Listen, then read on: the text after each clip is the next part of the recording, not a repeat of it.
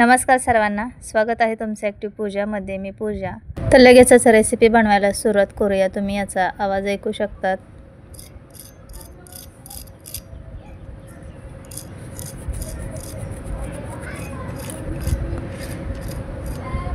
एकदम क्रिस्पी कुरकुरीत असे कोबीचे वडे होतात. तर आपण मंचुरियन नेहमीच बनवतो, तर मी म्हटलं आज काहीतरी वेगळं एक ट्विस्ट देऊया, पण मंचुरियनच्या चवीचे हे कोबीचे वडे बनवूया.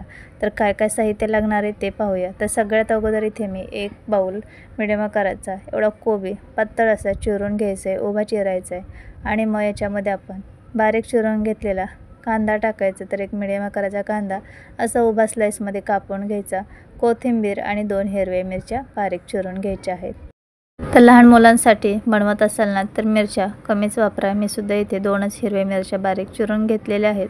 तुम्हाला किती तिखट आवडतं किंवा तुमच्या मुलांना किती तिखट खायला आवडतं त्यानुसार मिरचीचं प्रमाण कमी जास्त करू शकतात. तर आता आपण याच्यामध्ये पिठं टाकणार आहोत. तर इथे मी 3 चमचे बेसन पीठ घेतले आणि 5 चमचे कॉर्नफ्लॉवर घेतले. तर बेसनचे पीठ कमी घ्यायचे आणि कॉर्नफ्लॉवर जास्त घ्यायचे. कॉर्नफ्लॉवरमुळे क्रिस्पी कुरकुरीत हे वडे बनणार आहेत आणि बेसनमुळे याला बाइंडिंग येणार आहे. आता हे सर्व टाकून घेतले. यामध्ये चवीनुसार मीठ टाकून घेऊयात. आपण आता याच्यामध्ये मसाले सुके टाकून घेणार आहोत. तर काय काय मसाले घेतलेत ते पाहूया. तर इथे पाव चमचा चाट मसाला, पाव चमचा लाल मिरची पावडर, अर्धा चमचा धना पावडर, हळद आणि 1 चमचा चिली फ्लेक्स टाकून घ्यायची. हळद पाव चमचा टाकायची. 1 चमचा आलं लसूणची पेस्ट टाकून घेऊया आणि आता हे सर्व जिन्नस चांगले मिक्स करून घेऊयात. याच्यामधला एखादा मसाला तुमच्याकडे नसला तरीसुद्धा चालेल. जे काही तुमच्याकडे मसाले असतील ते वापरले तरीसुद्धा चालतील. आपण याच्यामध्ये हिरवी मिरचीसुद्धा टाकली आहे आणि चिली फ्लेक्ससुद्धा टाकली आहे. त्यानुसार तिखट कमी जास्त करून घ्यायचे. तर आता हे सर्व चांगलं मिक्स करूया. तर छोट्या बाउलमध्ये व्यवस्थित मिक्स करता येत नव्हतं म्हणून इथे मी मोठं भांडं घेतले आणि अगोदर पाणी न टाकता हे हाताने चांगलं चोळून घ्यायचे. तर तुम्हाला दिसत असेल मिठामुळे याला थोडासा ओलावा आलेला आहे.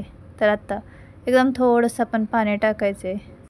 तर हातावरती थोडंसं पाणी घेऊन याच्यावर शिंपडून घ्यायचे. 1 ते 2 चमचे एवढं पाणी टाकायचे आणि दाबून हे मळून घ्यायचे. म्हणजे कोबीमध्ये सुद्धा मॉइश्चर असतं, कांद्यात असतं आणि आपण याच्यामध्ये मीठसुद्धा टाकले त्यामुळे याला पाणीसुद्धा सुटतं. याच्यामध्ये मला कॉर्नफ्लॉवर कमी वाटत होतं तर मी इथे 2 चमचे कॉर्नफ्लॉवरचं प्रमाण वाढवून घेतले. आता हे परत एकदा मिक्स करूया चांगलं आणि चांगलं याचं एक गोळा होईपर्यंत हे मळून घेऊयात. तर पाणी कमी वाटते त्यामुळे मी आणखीन 1 चमचा याच्यामध्ये पाणी टाकून घेतले आणि हे आता पीठ आपण एकजीव होईपर्यंत चांगला याचा गोळा बनवून घेऊया. तर आपल्याला 3 चमचे पाणी एवढं लागलेलं आहे. तर पाणी टाकताना खूप काळजी घ्यायची आहे. मिश्रण अजिबात पातळ होता कामा नये. आपल्याला याचे वडे बनवता यायला हवेत. तरी ते पाहू शकतात व्यवस्थित हे पीठ एकजीव झालेलं आहे आणि याचा चांगला गोळा बनतोय पहा. तर असं हे पीठ आपल्याला बनवून घ्यायचे म्हणजे याचे वडे परफेक्ट बनतील. पातळ जर पीठ झालं ना तर व्यवस्थित वडे बनणार नाहीत. त्यामुळे खूप पातळ मिश्रण करू नका. तर आता हाताला लगेचच तेल लावूया. हे पीठ मुरवत वगैरे ठेवण्याची काहीही गरज नाही. लगेच आपण वडे बनवून घ्यायचेत. तर हाताला तेल लावून घेतलं की एक मिडियम आकाराचा या मिश्रणाचा गोळा घ्यायचा आणि हातावरती असा चपटा बनवून घ्यायचा. खूप जाड बनवायचे नाही. जाड बनवले तर क्रिस्पी कुरकुरीत होत नाहीत, आतमध्ये कच्चे राहतात. त्यामुळे पातळ असे चपटे बनवून घ्यायचे. आपण तेलसुद्धा गरम करायला ठेवले. तुम्ही हे वडे अगोदरच असे बनवून ठेवू शकतात किंवा डायरेक्टली बनवून लगेच तेलातसुद्धा टाकून तळू शकतात. तर मी तुम्हाला इथे 2 वडे कसे बनवायचे ते दाखवलेले आहेत. मी डायरेक्टली वडे बनवले की लगेच तेलात सोडून घेणार आहे. तर हे पहा, अशा पद्धतीने हाताला तेल लावलं की हे वडे अजिबात चिटकत नाही आणि व्यवस्थित बनतात. आणि बनवले की थोडे लांब ठेवायचे म्हणजे ते एकमेकांना चिकटणार नाही जर तुम्ही एकदम बनवून ठेवले तर. इथे मी आता 2 वडे घेतलेत बनवून. ते तेलामध्ये टाकून घेऊयात. मिडियम गॅसवरती तेल गरम करून घ्यायचे आणि हे वडे एक करून सोडून घ्यायचे तेलावरती. तर गॅसची फ्लेम मिडियमच ठेवायची. खूप फास्ट केली तर हे वडे वरून लगेचच लालसर होतील आणि आतमध्ये कच्चे राहतील. त्यामुळे मिडियम गॅसवरच हे वडे तळून घ्यायचे. तर टाकल्या लगेच याला काढायचं नाही. थोड्या वेळ तसंच कोटिंग होऊ द्यायचं आणि सहज हे असे पलटता आले ना की मग पलटून घ्यायचं म्हणजे हे खालच्या साईडने चांगले भाजलेले आहेत. तर आता आपण पलटी करून घेतलेत. दुसऱ्या साईडने सुद्धा थोडा वेळ हे चांगले भाजून घेऊयात. तर ते दिसत असेल तुम्हाला किती छान याला रंग आला आहे. तर दोन्ही साईडने थोडा वेळ हे वडे आपण अलटी पलटी करून क्रिस्पी कुरकुरीत होईपर्यंत तळून घेतलेत. आणि तळताना गॅसची फ्लेम खूप कमी पण ठेवायची नाही, नाहीतर मग तळायला खूप वेळ लागणार आणि हे वडे तेलकट होणार. त्यामुळे मिडियमच गॅस ठेवा आणि मिडियम गॅसवरती हे वडे तळून घ्या. तर आपण इथे अगोदर आता 2 वडे तळून घेतलेले आहेत. तर बाकीचे सुद्धा सर्व वडे आपण असेच बनवून घेणार आहोत. तर दिसत असेल तुम्हाला असं हे तेल गरम हवं आहे. आपण वडा टाकल्या लगेच याला बबल्स येत आहेत पहा. तर आत्ता परत एकदा मी इथे 2 वडे टाकून घेतले आणि हे वडेसुद्धा सेम असेच तळून घ्यायचे आहेत. तुम्हाला असे वडे नको असतील तर तुम्ही मंचुरियन असतात ना, तसे गोलसुद्धा बनवून घेऊ शकतात. जसं तुमच्या मुलांना आवडत असेल तसं बनवून घेऊ शकता. तर आता हे वडेसुद्धा आपण पलटी करून घेऊया आणि दुसऱ्या साईडने सुद्धा क्रिस्पी होईपर्यंत तळून घेऊया. तर तेल गरम झालं की अजिबात वेळ लागत नाही, पटापट हे वडे तळले जातात. तर मस्त असा मंचुरियनसारखा घरभर सुगंध सुटलेला आहे. मुलांना वाटत आहे की मम्मीने मंचुरियनच बनवलेत, पण हे सेम त्याच चवीचे मंचुरियनच्या चवीचे आपण वडे बनवलेत. तर आता बाकीचे राहिलेले सुद्धा सर्व असेच हे वडे मी तळून घेतलेत आणि एकसारख्या रंगावर तळायचे, म्हणजे सेम सर्व वडे दिसतात आणि खायलासुद्धा एकदम क्रिस्पी कुरकुरीत लागतात. तर झटपट आपले इथे सर्व हे वडे तळून झालेत. कलर किती छान आला पहा. आता हे सर्व वडे आपण ताटामध्ये काढून घेतलेत. तर मी असं गार्निशिंग म्हणून थोडंसं ह्याला असं बनवून घेतलेत. वरती थोडीशी कोबी आणि कोथिंबीर ठेवली आहे. सोबतच सॅलड म्हणून कोबी आणि शेजवानी चटणीसुद्धा आहे. तर एकदम भन्नाट चवीचे हे वडे झाले होते. एका मिनिटामध्ये फस्तसुद्धा झाले, एवढे भारी खायला लागतात. तर बरेचदा असं होतं की कोबी कोणाला आवडत नाही. कोबीची भाजी म्हटलं की बरेच जण नाकं मुरडतात. त्यावेळेस तुम्ही असा चटपटीत चटकदार पदार्थ बनवू शकतात. लहान मुलांपासून ते मोठ्यांपर्यंत सर्वांनाच आवडेल, एवढा चविष्ट बनतो आणि क्रिस्पी कुरकुरीत आहे. त्यामुळे तर लगेचच सर्वजण आवडीने खातात. आहे की नाही बनवायला साधी सोपी रेसिपी. तर कशी वाटली तुम्हाला ही कोबीची वड्यांची रेसिपी नक्की कमेंटमध्ये सांगा. माझे व्हिडिओ पाहण्यासाठी चॅनलला सबस्क्राईब, लाईक करा. Bye bye. आज आपण डब्यासाठी झटपट होणारा नाश्ता बनवतोय. तर लहान मुलांना रोज रोज चपाती भाजी खाऊन कंटाळ येतो आणि आपल्यालासुद्धा समजत नाही की रोज डब्याला काय नवनवीन द्यायचे पदार्थ, हो की नाही.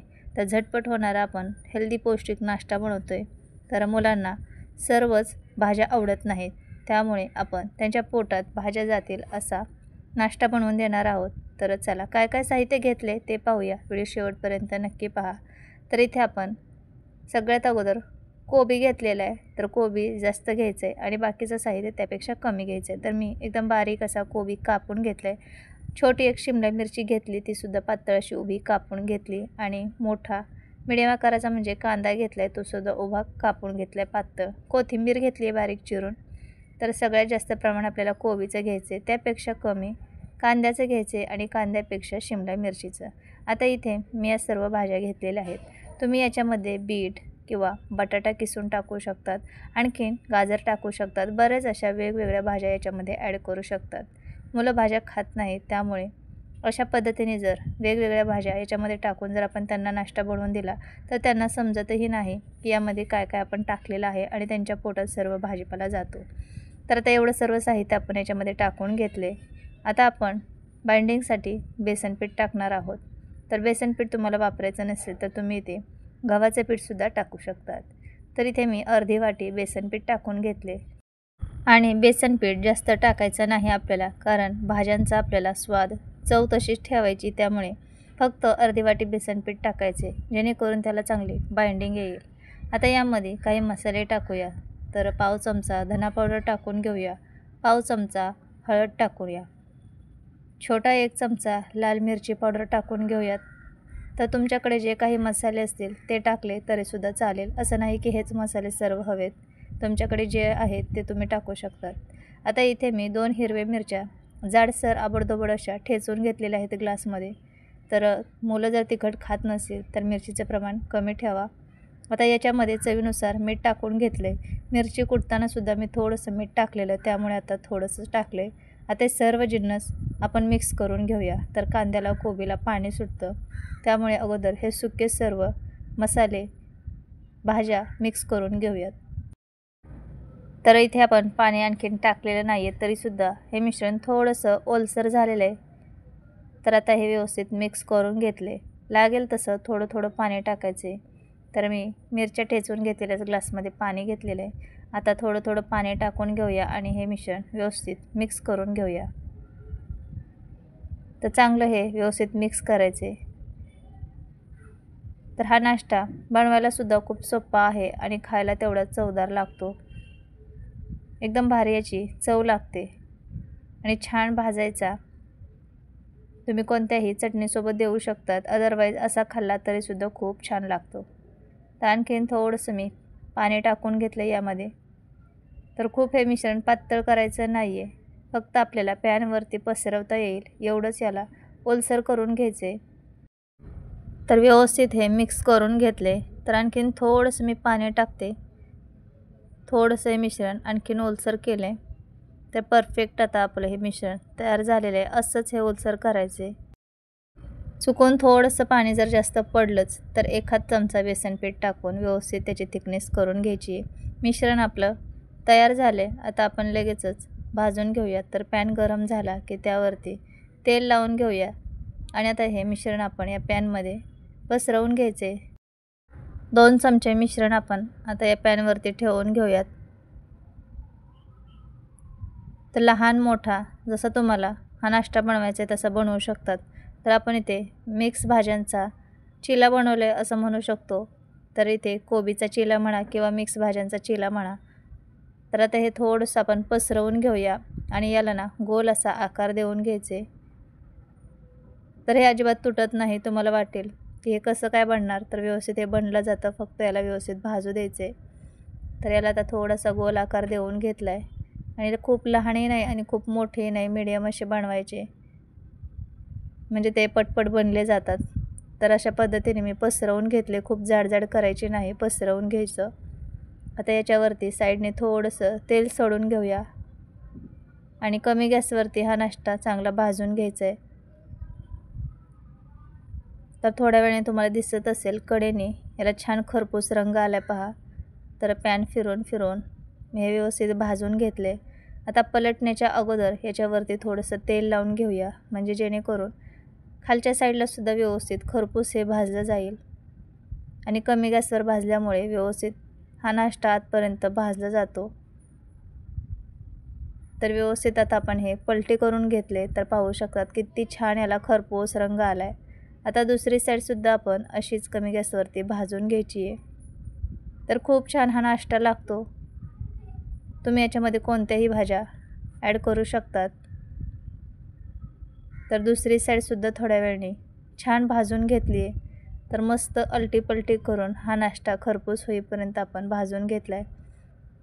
तर मी काढून घेते आता.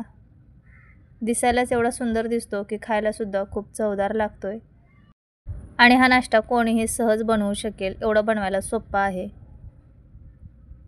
तर पहिला आपण बनवून घेतलं आहे, आता दुसरासुद्धा लगेच बनवून घ्यायचं आहे. पॅनवरती थोडंसं तेल टाकून घ्यायचे. मिश्रण परत व्यवस्थित मिक्स करून घ्यायचे आणि आता परत एकदा हे आपण 2 चमचे मिश्रण पॅनमध्ये ठेवून घेऊया आणि याला पसरवून घेऊयात. तर खूप जाड ठेवायचं नाही, व्यवस्थित याला पसरवून घ्यायचं आणि कमी गॅसवरती भाजून घेऊयात. तर मी व्हिडिओ थोडं फास्ट करून घेतलं आहे, कारण व्हिडिओ खूप मोठा होईल, त्यामुळे मी इथे थोडंसं हे फास्ट केले. तर अशा पद्धतीने मी याला गोल आकार देऊन घेतला आहे. आता हे चांगलं भाजून घेऊया. तर तुम्हाला अशाच आणखी नवनवीन साध्या सोप्या घरगुती साहित्यात तयार होणाऱ्या रेसिपी पाहायला आवडत असतील तर चॅनलला आपल्या सबस्क्राईब करून ठेवा आणि शेजारच्या बेल आयकॉनवर सुद्धा क्लिक करा, म्हणजे तुम्हाला रोजच्या रोज व्हिडिओचं नोटिफिकेशन मिळेल आणि तुम्ही कोणतीच रेसिपी मिस करणार नाही. आपण रोज नवनवीन साध्या सोप्या रेसिपी अपलोड करत असतो आपल्या चॅनलवरती, त्यामुळे नक्की चॅनलला सबस्क्राईब करून ठेवा. याच्या अगोदरसुद्धा आपण भरपूर अशा नाश्त्याच्या टिफिनच्या रेसिपी अपलोड केलेल्या आहेत. तुम्ही ॲक्टिव्ह पूजा सर्च करून पाहिलं तर भरपूर तुम्हाला रेसिपी मिळून जातील आणि खूप साध्या सोप्या आहेत बनवायला. कमी साहित्यात तयार होतात आणि जास्त वेळसुद्धा लागत नाही. काहीही तयारी न करता पटकन होणाऱ्या रेसिपी आहेत. तर नक्की तुम्ही सबस्क्राईब करा. तर आपण इथे दुसरासुद्धा हा चिला बनवून घेतला आहे. तर इथे पाहू शकतात मस्त हा चिला आपला खरपूस होईपर्यंत मी भाजून घेतला आहे. तर दोन्ही इथे मी भाजून घेतलेले आहेत आणि खूप छान झालेत. तर राहिलेलेसुद्धा सर्व नाश्ता असाच बनवून घ्यायचा आहे. तर मी ते आत्ता अगोदर एवढे बनवून घेतलेत. तर आहे की नाही एकदम भारी. तुम्ही पाहिलंच आहे बनवायला किती सोपं आहे आणि छान हा भाजला जातो आणि चवसुद्धा खूप चांगली लागते. तर कशी वाटली तुम्हाला ही रेसिपी नक्की कमेंटमध्ये सांगा. आपण भेटूया पुढच्या अशाच साध्या सोप्या भन्नाट रेसिपीमध्ये. तोपर्यंत सर्वांना बाय बाय.